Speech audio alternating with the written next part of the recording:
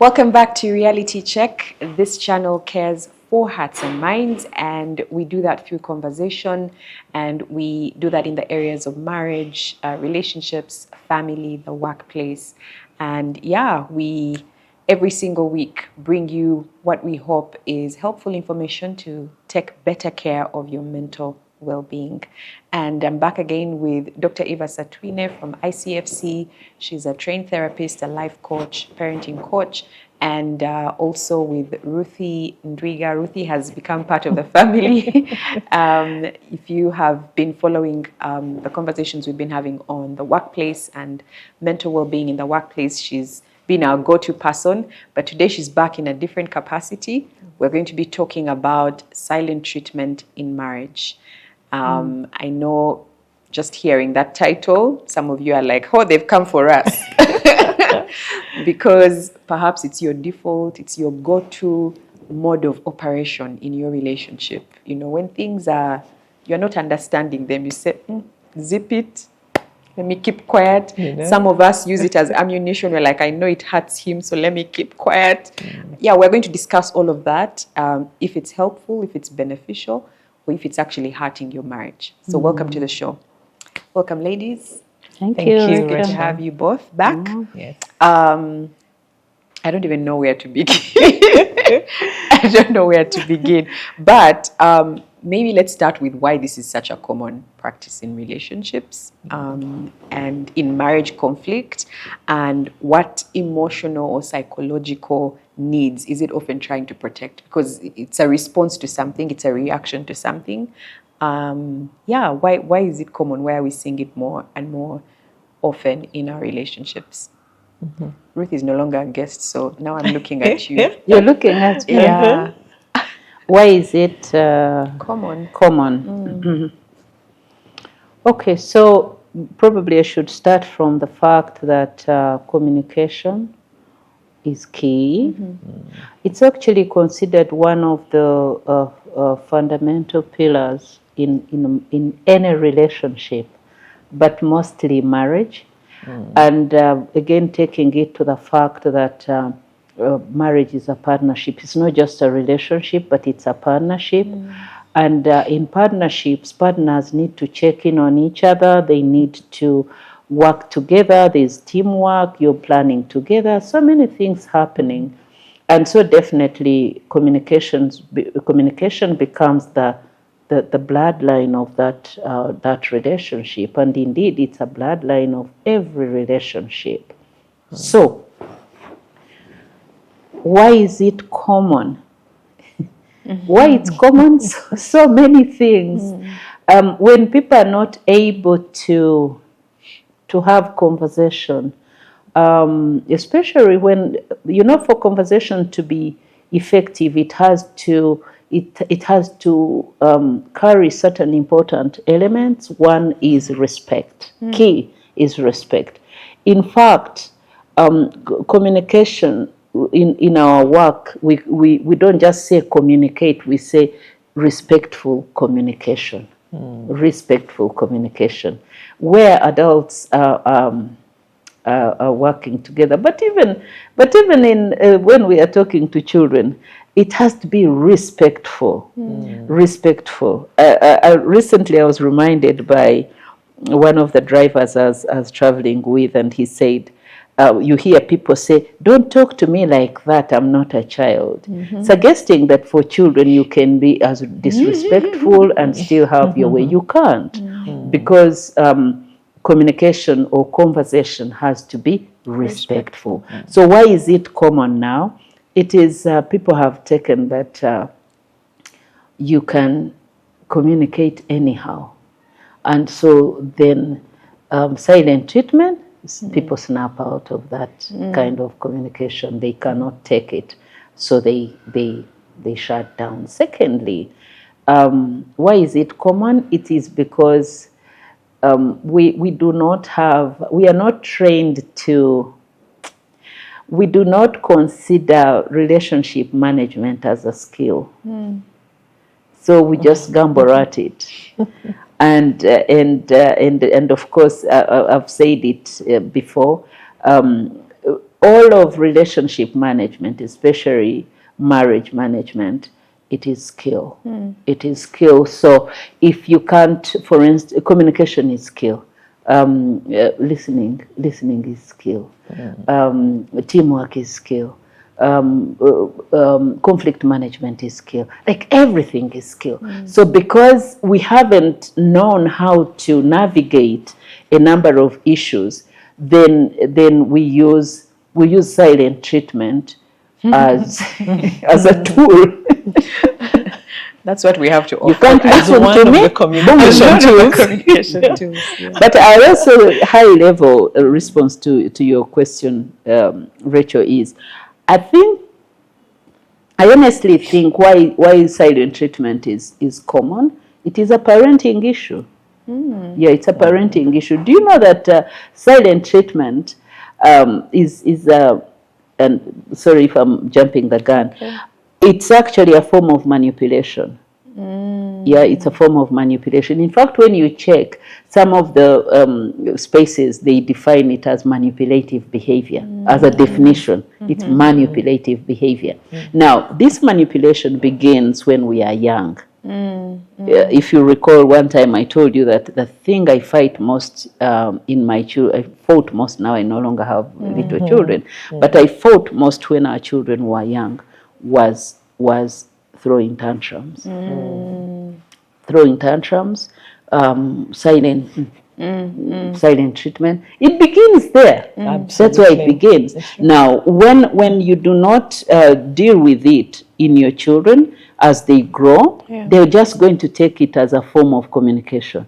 It helps them get their way. Yeah, so because once they keep quiet, you're going to be on eggshells around. They walk on eggshells around them. You're going to say, "What is it? Oh, darling, what's that? How can I?"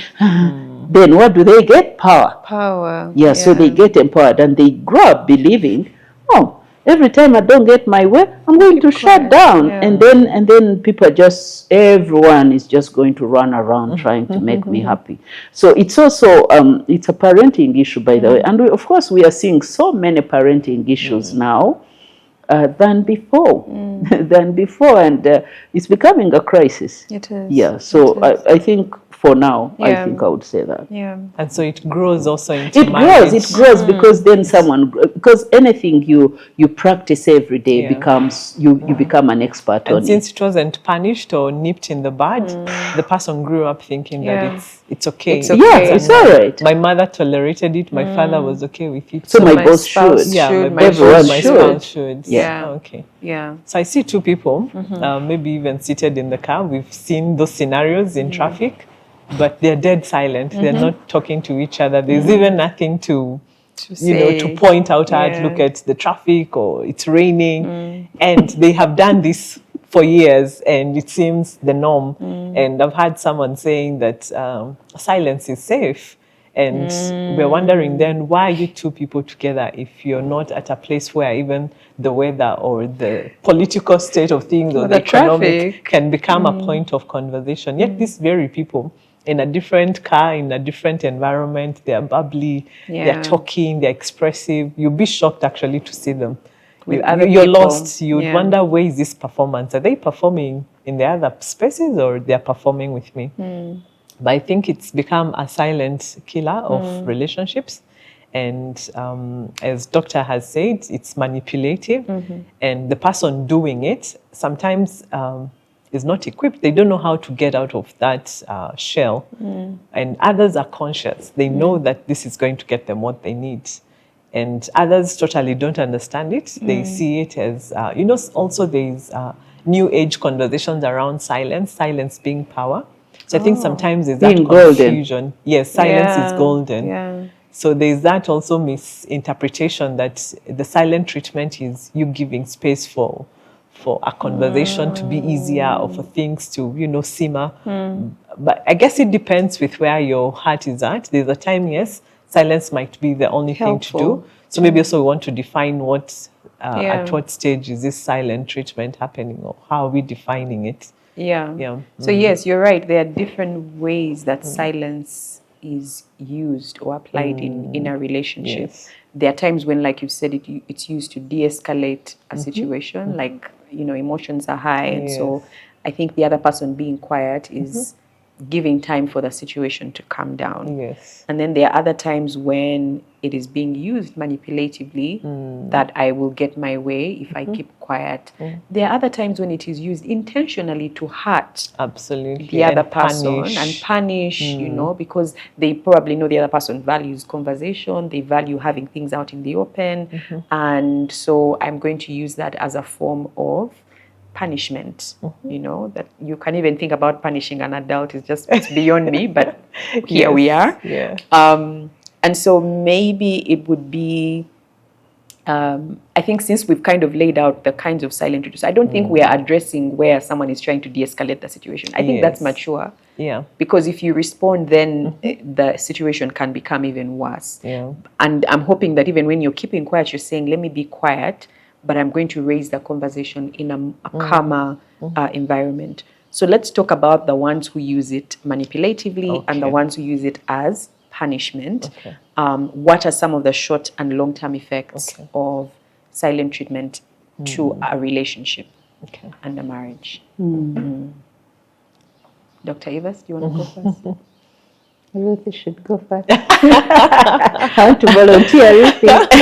No, I wanted also to highlight that I think it can happen to both spouses, Absolutely. both male and female. The female. wife and the husband can actually show it. Though I've had conversations, especially through the friends I'm talking to, more likely than not, there is a man who's going to Yeah. dish out the silent treatment. Yeah. And for the men, probably they're seeing it as, I'd rather this, I'd rather give out the silent treatment rather than have to fight my wife every day.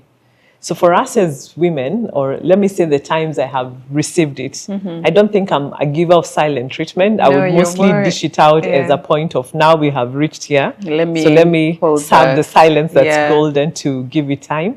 But I also do try to communicate and say, I'm not in a mental space to To have handle a this right now, but conversation, if you could give me some time, maybe we can address this issue in the evening. So the times it has been dished out to me, it has hurt like hell. Of course. Because you're feeling, first of all, you're not seen. You feel invalidated. And I think that's the biggest part of that pain, that in you expressing something, it earned or gave you the silent treatment because I highlighted that there was an issue here. Then I'm going to serve it cold back to you. So you're actually trying to say that what you went through or what you felt does not matter. Doesn't so matter. you're invalidating someone's feelings at that point in time. And it can even go to stonewalling and gaslighting. And this person keeps getting deeper into whatever the- hole they're yeah. in. And next thing, you can't even hear each other. There's literally no energy being exchanged. And for us as women, we love conversing. Conversations yeah. are the heartbeat of our living. Yeah. It's why we look forward to being with our partners, to share and be heard and just be safe in that safe. space. Yeah. So when that communication chain is cut, it can become something that even spirals a woman Absolutely. into a mental, trauma. And every time the silent treatment comes, you find your anxiety is rising. Through the roof. Those who suffer from ulcers, I know silent treatment has been one of the trigger points. So it's a very it's a good topic for us to discuss and hopefully put an end, even as we are ambassadors of mental wellness. If we could find a middle ground on how those issues that have escalated to that level can be de-escalated using other means other than the silent treatment. I think one would argue it's actually emotional abuse. And since we have a therapist here, I'm sure she Yes. can throw more light on Dissect that. But it is. And you're Yes. right in saying that silent treatment is probably more common in women, but I have known men who can dish out silent treatment. And when a man dishes out silent treatment, like you've said, it hurts like hell. Because again, as women, we are wired to talk and like to have conversations and air out our feelings. And so when somebody goes silent on you, and literally in the house, it's like a graveyard. Meanwhile, when he receives a phone call, he's talking like there is no, there's Yeah. no Cold War happening at home. So he's engaging with this person on the phone, and they are laughing, they are making plans. Should the phone call end, it's like Dead silence. back to Cold War, Yeah. So it's more common with women, but I think that there are also men who, you're smiling, Who serve it cold. who serve it cold. No, so look, silent treatment is common in both men And and women. women. Oh, okay. It is, why do we keep quiet? Maybe I should, let me begin here, Rachel, because you put me on the spot that you have a therapist on this show, so I should say something about it. Let me begin from the fact that emotional health, we achieve it by releasing and receiving emotions. Emotions are not meant to be bottled. Every time we bottle emotions, the body produces stress hormones, right? Cortisol. So that's cortisol. So we get, every time we bottle up, we suffocate, then we get a cortisol surge. And cortisol is not a hormone to activate on a good day. Cortisol is a hormone that is, or a chemical in our bloodstream that is activated or triggered by stress and by a sense of emergency or external pressure. Yes. So why we keep healthy is that we release emotions, then we get we release emotions, then we get them back. I don't know whether that makes sense. That makes sense. So, for instance, even good emotions, we are supposed to give them away and then get back. That's why when we love, we get loved back. Now, I can hear someone say, "Do you know what you're talking about?" But even love, a good emotion, you're supposed to release it. So we are not supposed to be a container for just emotions without having that kind of healthy exchange. So you release it. It's like breathing. You breathe in oxygen, you release carbon dioxide. Another thing receives it, gives you. So you see that kind of exchange. So it's the same thing. So in relationships, there is that kind of emotional release and exchange that makes the relationship healthy. So communication or conversation, our son calls it conversating. When we get into conversation, and I like that you talk about rain, talk about borders, talk about whatever you saw. I've got people who say, what do we talk about? You can't have a relationship where you have nothing to talk about. You see? Life is happening. Talk about life. And so it doesn't have to be this organized PowerPoint presentation or pitch to your spouse. No, it is natural. So that kind of conversation, when it is happening naturally, then it is okay. You're healthy. That's a healthy relationship. Why does silent treatment come? It always comes when people are not able to agree on certain things, or someone feels you don't understand me, or I feel treated not well. And so when a concern is raised and the other person is not willing to understand what the other party is saying, that's a source of silent treatment, because some people just feel it doesn't even make sense to keep talking about. So do you see it's coming from a place of struggle and frustration? So that is silent treatment. Another time when, and again I'm saying this, Rachel, that both men and women do it. And when you are giving a statistic of most women do it, actually most men do it. Right? It also comes from a place of inability to self-advocate.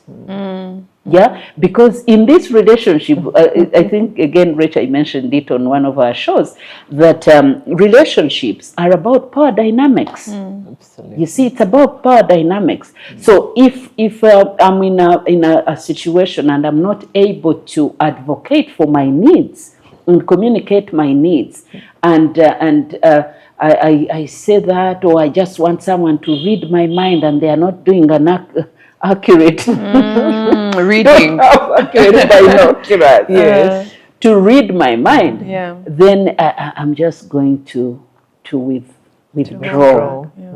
And this can be done by both men and women. Now, I've heard men actually glamorize this, and they say, "Me, I just keep quiet."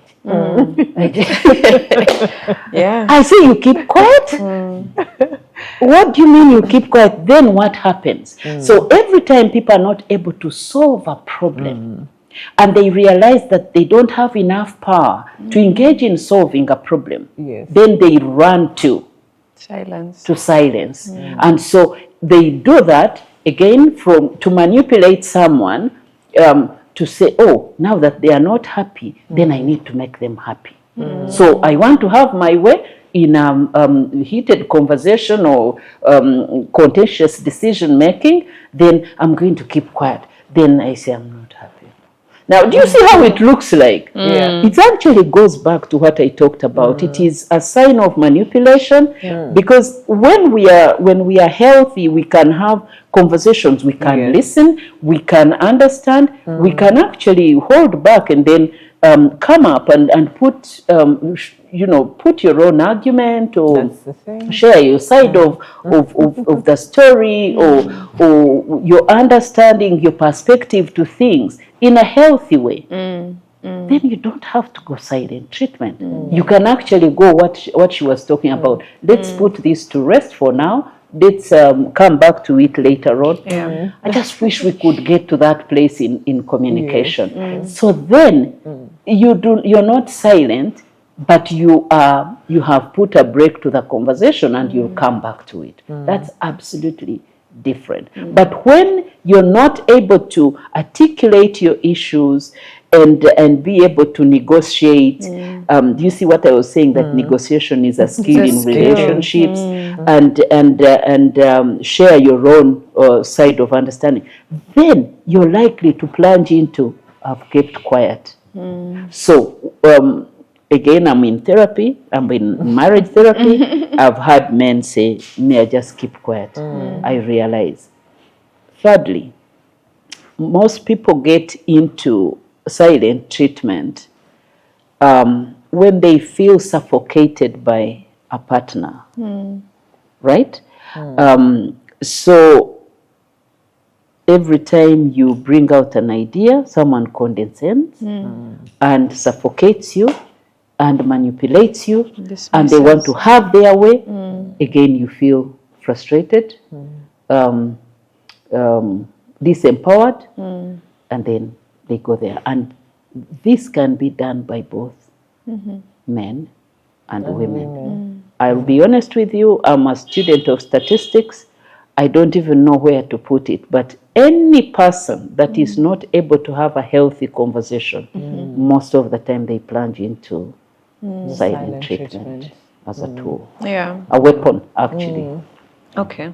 I was waiting for you to answer my question about the effects of it. But I like the picture that you have painted. So what happens? The effects of it is that it disempowers people, and no one really wants to be disempowered in a relationship. It's annoying, where you feel every day you're losing power, So it could be when you feel, by the way, both people feel disempowered. The person who is perpetuating silent treatment also feels disempowered, but also the person who they are withholding conversation from feels disempowered. Number two, it stores the relationship. You can't grow. You can't move. Every time, imagine every time you bring up a point of conversation, you shut down. So how do you're actually conditioning the other person how you want to be treated, or how the relationship needs to become. Like for us to seem like we're moving forward, don't air your issues. So it's counterproductive. It's counterproductive. Thirdly, it activates so much stress. It really does. Yeah, it activates so much stress, so much sadness, and stress in a sense that Well, I've already explained that suffocation, but also, do you know that you need so much power to keep quiet than to talk? Yeah, but if someone has been cultivating it over time, it becomes The natural second response. nature. It doesn't, You know? so they develop what we call hard skin, but they're not okay. They're not. They're not. Definitely, yeah. So silent treatment, I'm talking to you. Maybe all the three of us have ever exercised. Of it at some course, point. we have. of course, yeah. Just test how it feels. You see, every time we want to make the unnatural natural, abnormal, abnormal, is that English? Abnormal, normal. Yeah. It doesn't work. You're working against order, Yeah. the natural order. And so even if you practice it and you become an expert on it, it doesn't make you happy. No, it makes you develop a hard skin, and you suffocate, and before you know, you're going to be exhausted. So it breeds exhaustion in relationships, and on both sides, please note, because any person who wants to check in and see whether you're okay, then they are met with more silence. They're going to get exhausted. They get exhausted.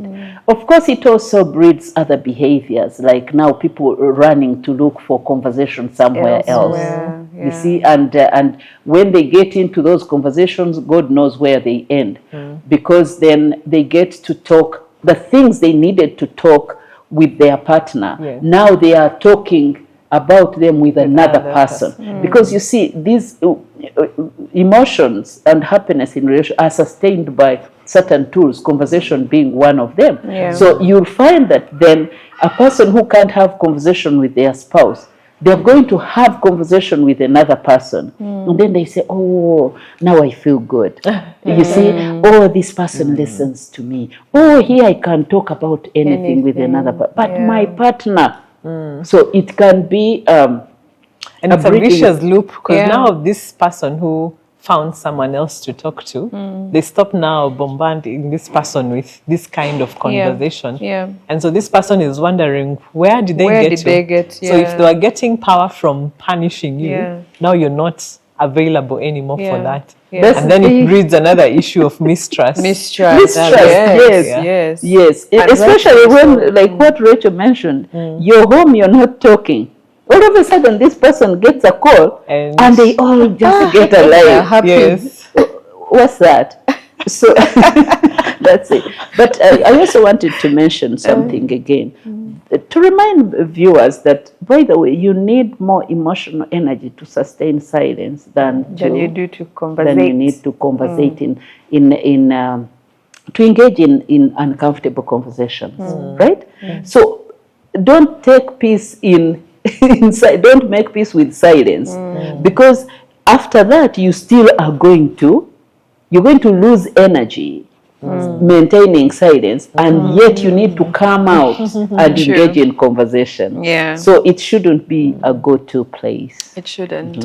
I think for me, the thing that really bothers me about silent treatment, like you have rightly put it, Dr. Evans, is the fact that it stalls the relationship. Yeah. Because relationships are supposed to be, it's like a living organism. It grows based on what you feed it with. So if there's no conversation happening, we can't make decisions. We can't have conversations about our plans, about our feelings, our dreams, our vision.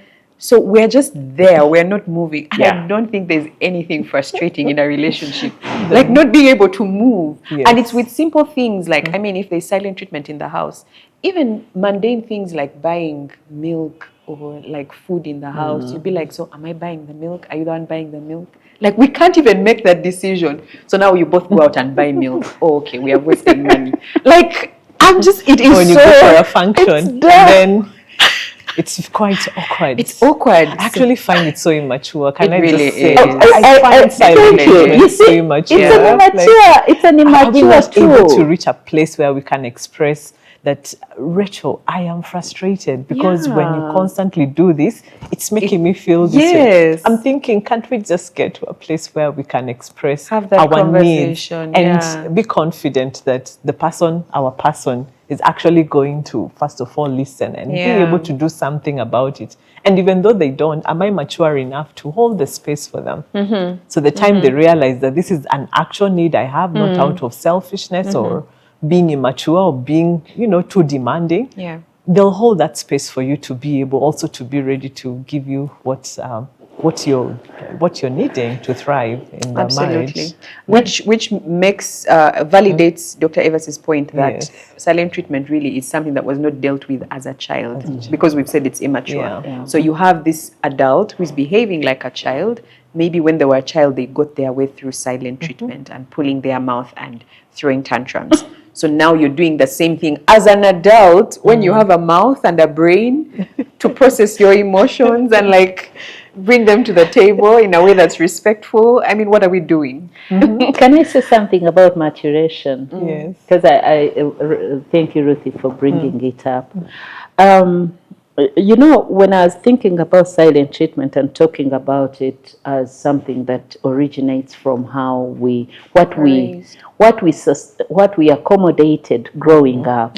If we are accommodated pulling the mouth and sulking and doing all that, it's going to look so ugly later on in adult life. And it's going to be all you know to pull out in different relationships when conversations go hard, when you feel you don't have your way, when you feel you cannot self-advocate, when people disrespect you, like all that. And so this is what it is. Silent treatment is emotional reaction. Now, I'll help people understand once again that emotions are not meant for life management. They actually are just meant to remind us that we are human and then we act, right? So when we talk about maturation, it's different from an adult. You can be an adult but immature. Yes. And the process of maturation is in our frontal brain part, right? This brain part, which is responsible for skills, relational skills like critical thinking, like problem solving, like logical thinking, like emotional regulation, like all that. This is life happens here. It doesn't happen here at the emotional zone of the brain. And so when we are angry, when we feel treated or disrespected and feel, this is the feeling part. This is the logical part. And so this logical part is what determines maturation. So when we say someone is mature, they have to have invested in skills like critical thinking, decision making, problem solving, emotional regulation, and all. And I want to interest people, please read about it. Those skills are important. Now, the danger, let me just again, this is a very important point. The thing is, if you manage life here at emotions, this part gets impaired. Right? Now, this part, it's like default setting. You don't need a lot of motivation to be angry. You don't need a lot of motivation to hate. No, you just need to be triggered. You don't need a lot of encouragement to be sad. No, you just need a situation that throws you into that space. So what happened here? So when you feel sad, what do you do? When you feel angry, what do you do? So you need, this here has to cross how you feel. Feelings have to be subjected to the logical part so that then you know how to solve a problem. You see, that's why I was telling people that you can try to solve a problem emotionally and create 10 more problems. That's true. So so if you solve problems in an immature way here, so that's why I'm saying, if for instance you angry, keep quiet. Because you've acted on how you feel, but you haven't solved the problem. There's still a problem outside to solve. So what happens? You're going to come back to solving the problem because you cannot maintain things by keeping quiet. Now, so the whole thing of maturation is that then you need to challenge yourself to solve problems. Now, the thing is, When you do not engage in problem solving, critical thinking, decision making, and all, this part does not grow, because this part grows at the rate at which it is utilized. I think we need a session to equip partners to be able to select people who have transitioned. That's the thing. So, for instance, it's very interesting when you have like people who every time they have a problem, they just hide. They shut down, right? They are avoidant. So if you are an avoidant person, then you are going to, this part, the problem solving part, is not going to grow. So you only have to challenge this part to serve you. But if you do not engage it, you're going to keep acting or running life on emotions. I hope that helps. It does. Yeah. So that's where now things like silent treatment, it becomes a reaction. It's not an action. It is a reaction. This is the action part. What do I do? And that what do I do? How do we resolve this? Yes, it is resolving the issue. But now if your life is run on reaction, that's how people get into sulking. Now, there's a plant when we were growing up in our language. We call it, I think so. The mimosa, then you touch it. And it reacts. Yes. So just imagine. You touch it, it closes, then it coils, and then opens up. Touch again. Now that's exactly what happens. And so I was just looking at an image of silent treatment. By the way, it doesn't look good on anyone. Yes. It's like that plant. But also I was looking at, you've seen children who do like this. They even pout, the mouth looks longer. And now, do you know that as an adult, that's the image that actually you get that's what is happening when you're doing silent treatment. Tolerated. It's very ugly. It's an immature response, manipulative behavior that is reactive, but not action oriented. Now, if that's someone's current reality, my goodness. And it is. It's a reality for most people. And unfortunately, they've glamorized it. They say, "Me, I keep quiet." Now, when they keep quiet, have their way. Keep quiet, have their way. Especially when the relationship is still young. So your partner keeps getting confused. They just put up with that. They're going to get to a point where they get exhausted. It's it's a very exhausting behavior. It is. And you asked what I wanted to ask next in terms of unlearning this habit. So for couples who have normalized or even glamorized the "me, I keep quiet" approach to conflict resolution, how can they begin to learn healthier ways to resolve conflict? Or maybe the fight was very bitter, and like we've resolved it, but maybe we don't want to say anything to each other. I don't know. I feel like there are some conversations where the fight is really, really intense, and after, we're not going to be lovey-dovey. I'm not going to hold your hand. I don't even know if it's possible to, maintain relationship after conflict resolution, because I feel like some people learn silent treatment from very bitter fights. It hasn't really ended with any kind of, okay, I love you, you're still my person, can we, are we past this, are you okay, do you feel like I've heard you, those leading questions which show that I understand where you're coming from, and yes, this was intense and all, but we are still cool. And then I may have some residue feelings, but we can continue the relationship, So what I'm asking is, how can couples unlearn? I like the residue feeling. I'm feeling like I want to really start on the premarital phase, ahead.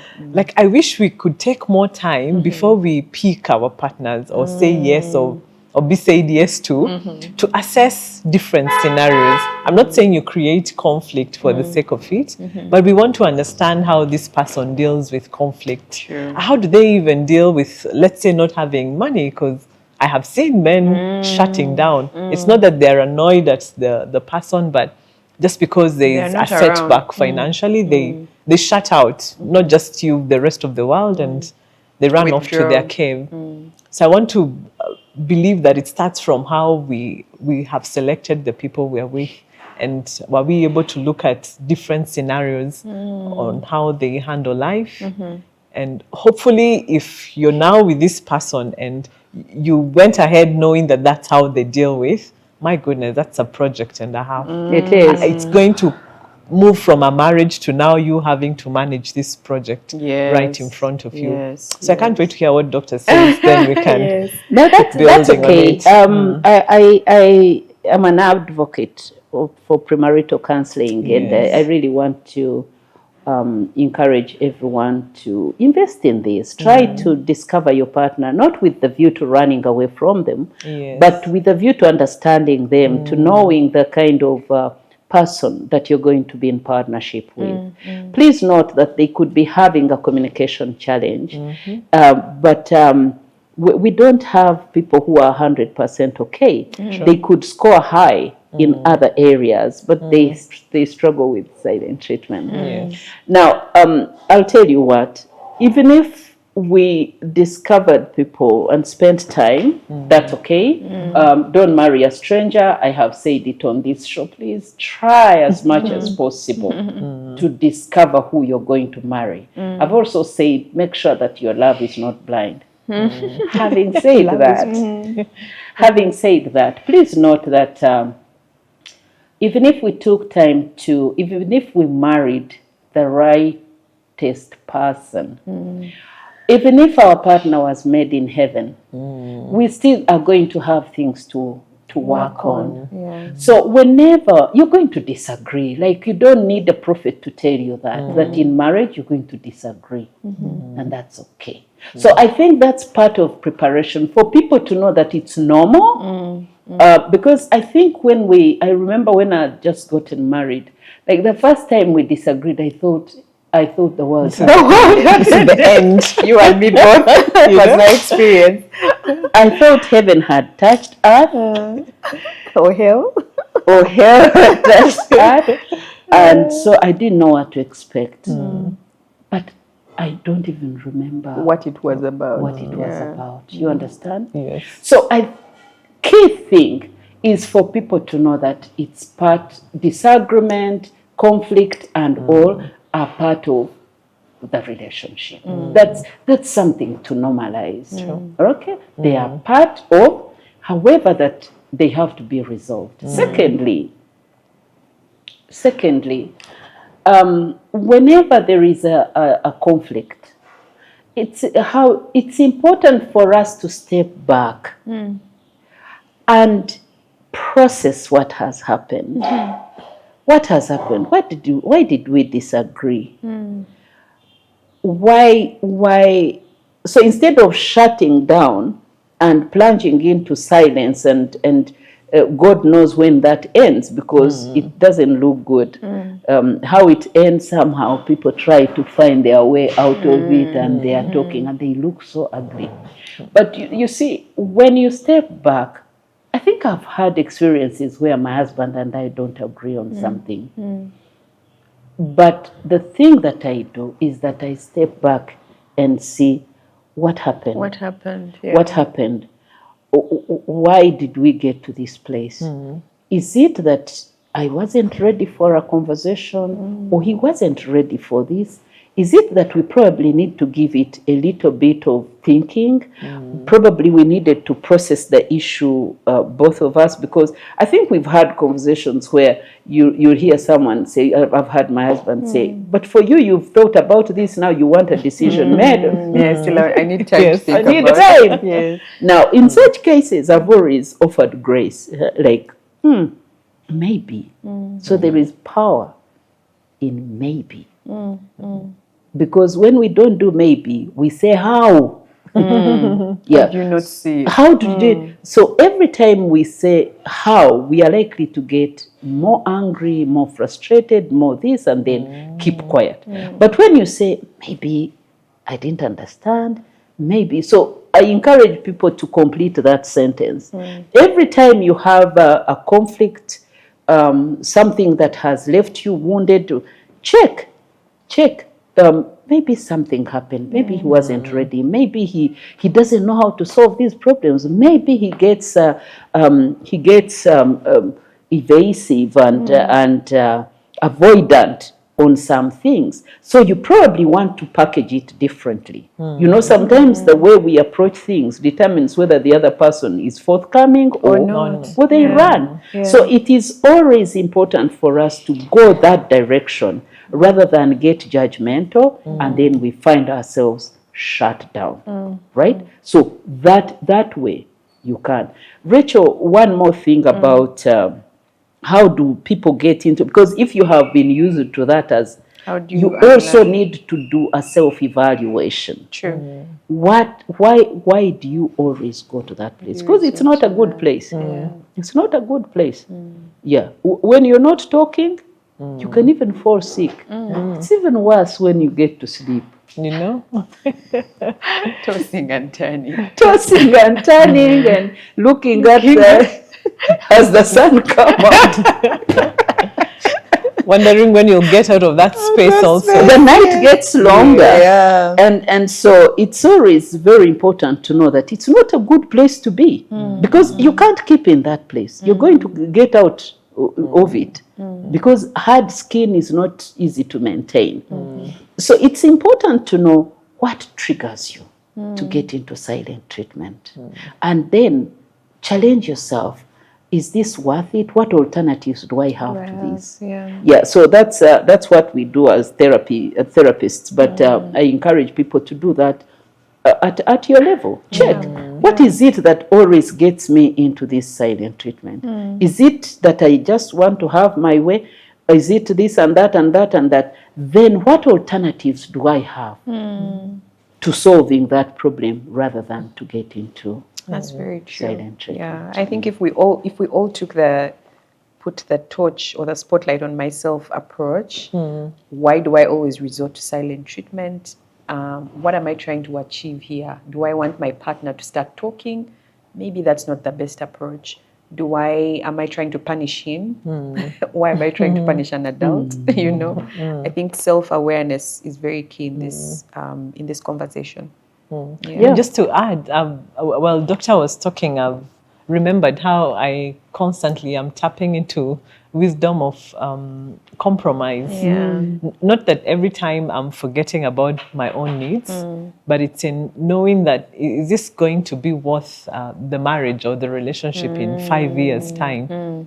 Are we even going to remember what we were fighting about? So when we can, reflect inwardly and see, is it really worth the costs we are paying right now? So maybe sometimes just knowing, like, let's let go of. Because sometimes I've seen it's a power game. Like how countries are fighting, and you're saying seize power, but the other person is waiting and hoping you're the one to first drop your weapons.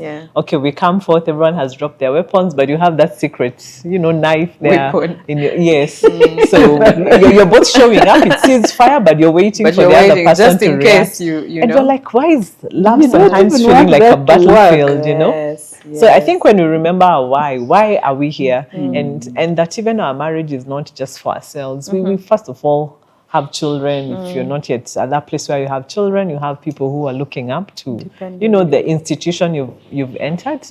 And that's why I keep saying, for those who've not connected marriage with having the godly principle, it's going to be quite a difficult journey, because it's every day we are becoming less and allowing someone else to become more. But at what point does that then become healthy? That we've set a healthy boundary, that you're not always compromising for the sake of peace. Because I also know people who are quick to, okay, if that means the peace of the home, let me keep giving it up, and then you're aiding the person who can use that to abuse you more. I think it's wisdom in compromise. There is, so true. And it's compromise is perceived to be negative, but it isn't. It's wisdom. It's wisdom to know when to withdraw, but not withdraw love.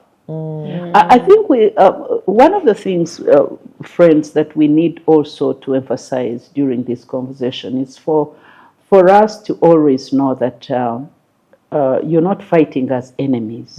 You're fighting as friends. Yeah. You're fighting as lovers. What Rachel talked about, residues of love. It's not actually residues. It's love is there. Yes. And I think I've also mentioned it before that love has to be managed. Yeah. So the degree to which we feel love depends on how we manage issues, right? So, and healthy conflict management is one of them. When we manage conflict the right way, our love gets alive. It just keeps happening, and so it is okay. So you just need to. We just all need to keep reminding ourselves of that there is a bigger picture, there's a bigger project, that every time you fight, you're not bringing the building down and then you have to be building again. So when you know that, then it's powerful.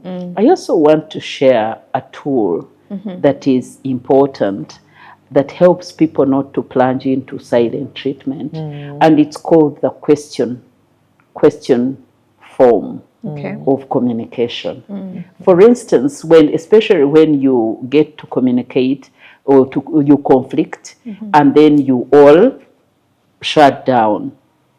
Now, the mature person will come and check in again, and you'll have conversations like, do you think we handled this okay? Right? Did I probably come off a certain way? And if you've done some reflection, you can come back to it and come in question form. It's always very, very helpful, because then it facilitates conversation. It's not condescending. You're not coming from a place of power, but you're coming from a place of vulnerability. And to use the word we, the phrase we, not you, because you is accusatory. So it's important to come back to it and say, did we probably get to this conversation prematurely? Maybe we hadn't thought about this. Did you think about what you are saying here? Or, so question form is always very, very helpful. Does it work if you're a woman? Because in the context of culture, there's a position women, the submissive position. So when you come off asking the questions, is it that place sometimes men feel like, oh, she's overstepping, or you think you're the wise one, or you have all the answers figured out for the relationship? No, so it depends on how we ask the question. Because you can also ask the question in a manipulative way. And arrogant way. Yes. But if you ask questions in a very vulnerable way, we hate that place of vulnerability. We want to be to assert ourselves and not even assert, but control, be in a place of control. But we all have moments of vulnerability. And if we seize this moment, and so you come in and say, we were talking about this. Is it okay when you feel okay, we could go back to it? Or I was just doing some reflection. And it's also always very helpful when you start from your place and you say, I was doing some reflection and realized that maybe I wasn't, maybe I said it the wrong way. This is what I meant, but maybe I said it the wrong way. Please note, it's not going to be a magic. It's not touching a magic button, because it also depends on the readiness on the other side. Person, If the person is avoidant or still angry and all, that's where wisdom is important. Yes. So you realize there are certain things that are still prohibitable, or prohibitable conversations. I think I've had some prohibitable conversations. Can I share? Yeah, go ahead. Can I share? We had when I was getting married. Actually, when we were still dating, I didn't even know what I was doing. At uni, all I knew was that we needed to have conversations about the number of children to have and all that.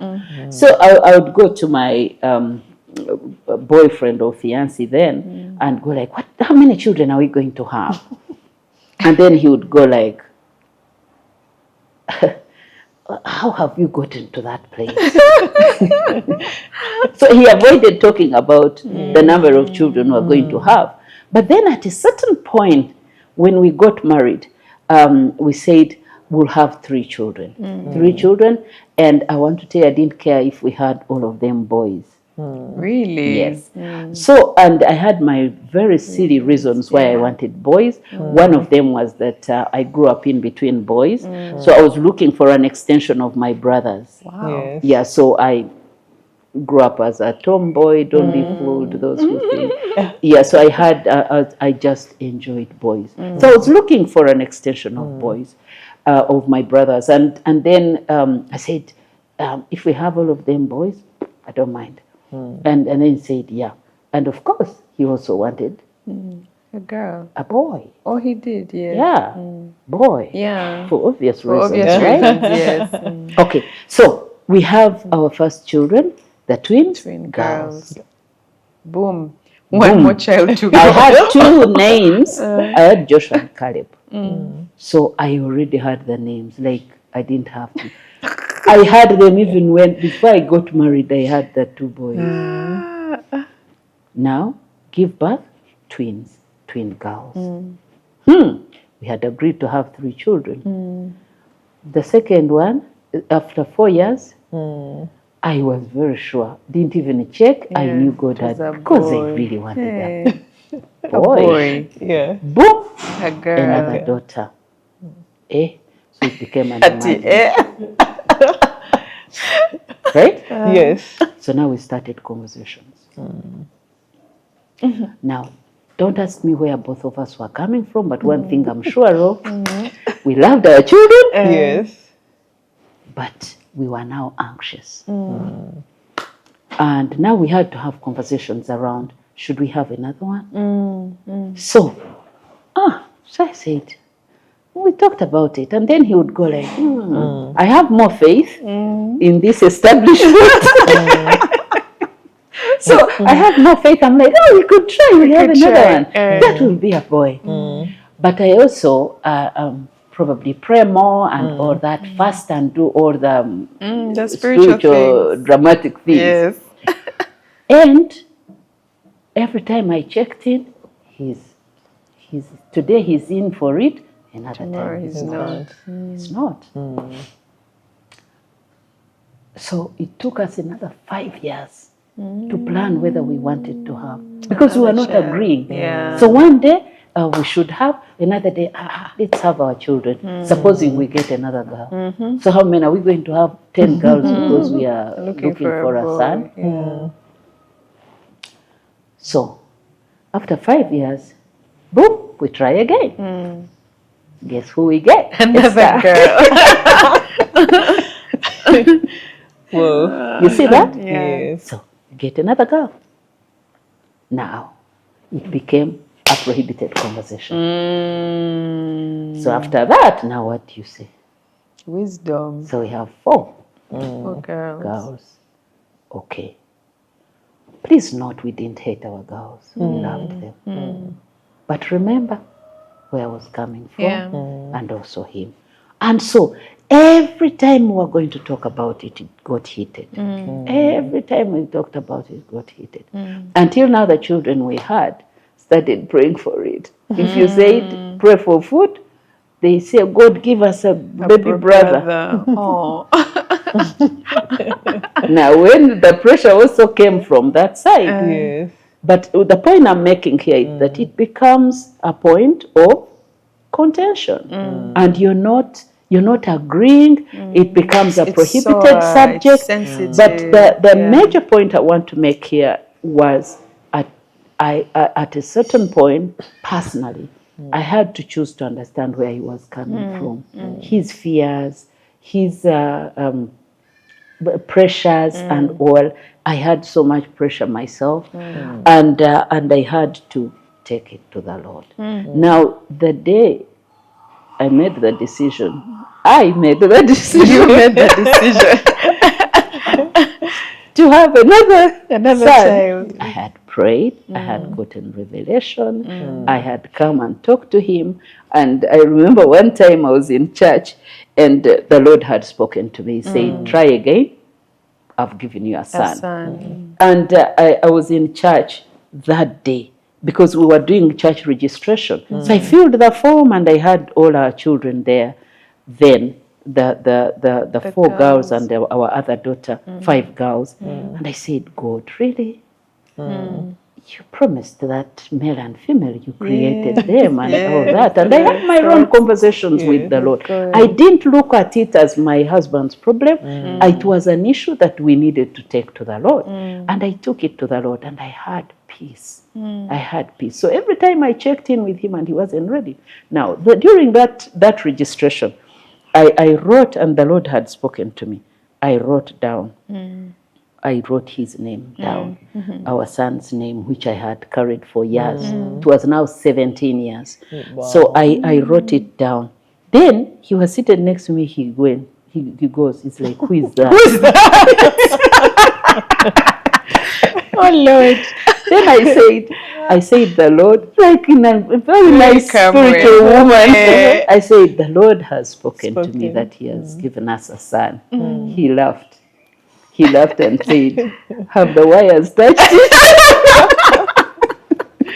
You see that? Yeah. Now, if you're not careful, certain things can break you. Yeah. You're not in agreement. Now imagine the emotions attached to all that and the Lord speaking to you and probably not speaking to the other person yet. Yeah. But you have to manage it in a way. I remember when I was expecting Joshua like the first weeks, and I told him, he was like, now what's that? He wasn't on the same page yet. Yeah. But I was gracious. I understood where he was coming from until later on.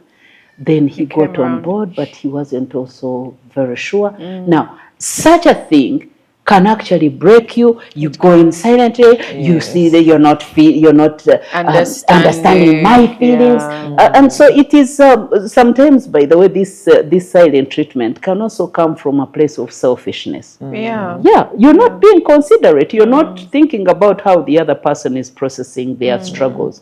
So I thought I would share that. I'm so glad that you are vulnerable right there. I think that it has helped paint a picture of what you call the prohibitable conversation. Yeah, where it becomes a source of contention. The issue is sensitive, it's sore, and both parties feel very strongly about it. Because you also wanted a son, you know, and now he's also thinking, man, 4 girls, what if we get a 5th girl? Like, they're all valid points of view. And so if both of you feel strongly about your opinions and you butt heads over those opinions without the consideration and, you know, the exercising wisdom, that's saying, you know what, let me consider that he's dealing with something over there. Let me take my things to God.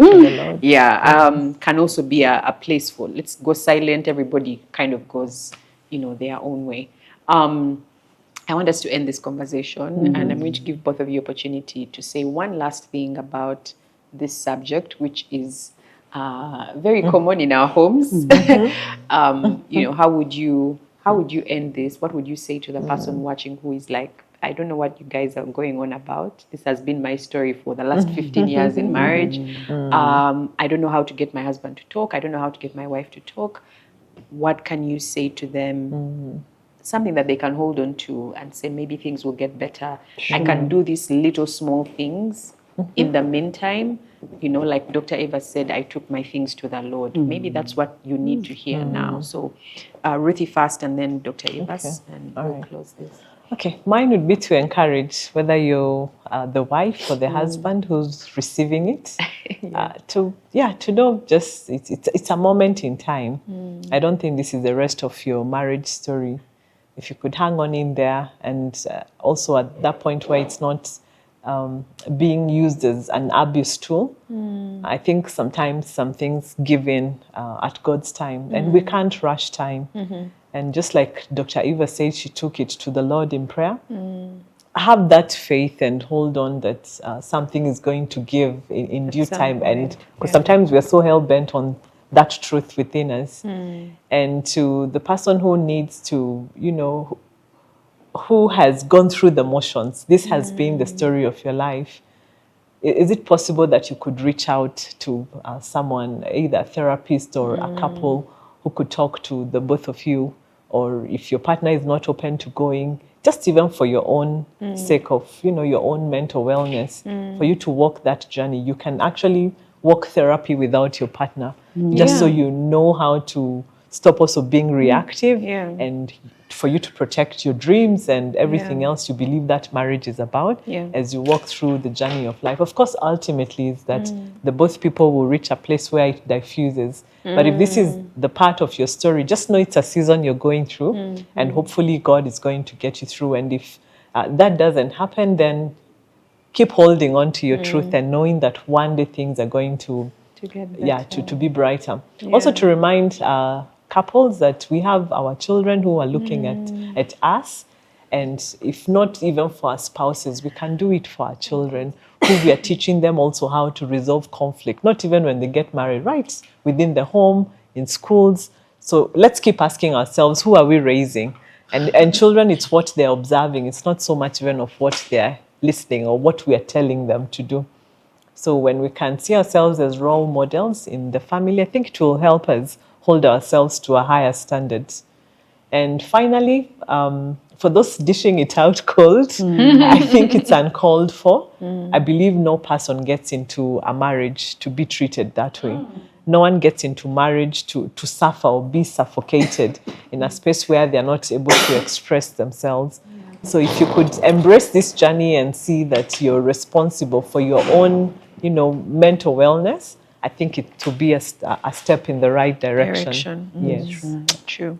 Yes, Dr. Yeah, for me, just to amplify the importance of self-awareness, just reminded me of something I had forgotten, that silent treatment can actually be a result of a personality disorder. Yeah, it can be a disorder. And most of, when I was doing counseling training, or studying psychology, I learned that all of us, every person has a disorder. It's just that we do not take time to discover what it is. And once we don't discover it, it can be a problem. So for instance, silent treatment, there are two personality disorders involved here. One is borderline personality disorder, which is characterized by excessive mood fluctuations. So people who are so happy and then sad, keep quiet. You're bubbly, then so like borderline, those excessive mood fluctuations, and that's a disorder that needs to be treated. So you cannot deal with it without knowing. That's true. You need to, if you have that challenge, you need to talk to a therapist. The other personality disorder involved is called passive-aggressive personality disorder. People who do passive aggression. Passive aggression.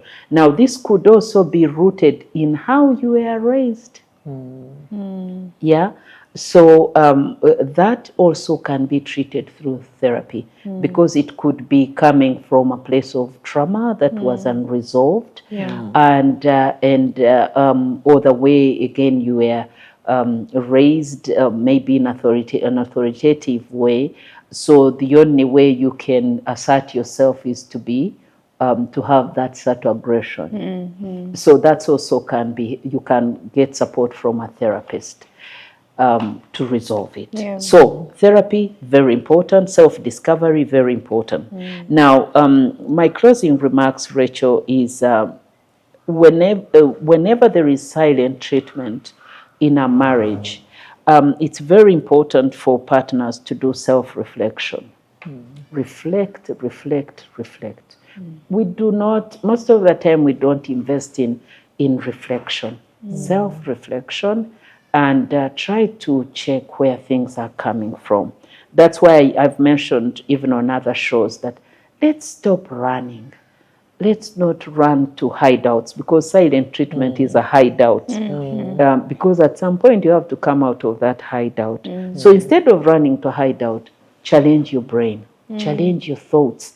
Don't just settle in comfort zones. Challenge yourself, evaluate why that comes from. And it could be coming from your partner, that's okay. But when you engage in that deep thinking, it always helps to generate solutions. Number 2, to always engage in conversations that are non-threatening, especially ladies. Talking to your husband in a very condescending manner, threatening and giving ultimatums and all, it tends to impair conversation. And so once we approach communication graciously, there's no emergency. So once we do that, then people don't find it compelling to get into hideouts. Then the third one is to be empathetic communicators. Please try to consider that the other person has emotions too. Because most of the time we engage in tough conversations, everyone gets into self-preservation, which I think you talked about in one of our shows. So let me just preserve my feeling. Do you know how I feel? Do you know how I feel? Do you know how I feel? But how about the other person? Supposing you engaged in understanding how the other person also feels. Very, very key. When we are empathetic communicators, it's going to also help with being non-threatening, because then we don't run life like a huge emergency. Your partner may have weaknesses in communication or problem solving, but it doesn't become an emergency. You're able to step back and say, Bambi, this person is avoidant. Yeah? He's an avoidant person. So how do you help an avoidant partner? Maybe we'll have a conversation on that. We'll have a conversation on Yes. that. Yeah. But if they are avoidant, when you get to know, that's halfway the problem solved. Yeah. You see, because information is power, knowledge is power, truth sets us free. So the moment you know this person is not forthcoming because of this, then you do not plunge into Tying your mouth. yeah, so I think that's what I would say, but maybe also to remind people that silent treatment doesn't look good on anyone. Number one, it's a stress factor. You're going to need more to spend more emotional resources on being silent than to engage in conversation, but also to know that it's actually a sign of immaturity. It is. And no adult wants to be labeled immature. So let us do better. And that is one of the reasons that this show exists, to give you the right information so you can evaluate yourself and say, as a wife, how am I doing? As an avoidant, how am I doing? You know, self-reflection, self-evaluation. One of the things that Ruthie said is what I'll end with. You can actually walk therapy alone. Without your spouse, because you need to be okay also to function in that relationship. So if your spouse is the one dishing silent treatment and it's affecting you negatively, come and find help. You know, talk to Dr. Evas and her team of therapists. If you're the one dishing it and you want to unlearn it, but you don't know how to untangle yourself, also come and find the support that you need. For the rest of you, thank you for joining us. Leave us a comment. Give this episode a thumbs up. Remember to subscribe and share this episode with a friend. Until next week, stay well, stay healthy. Bye-bye.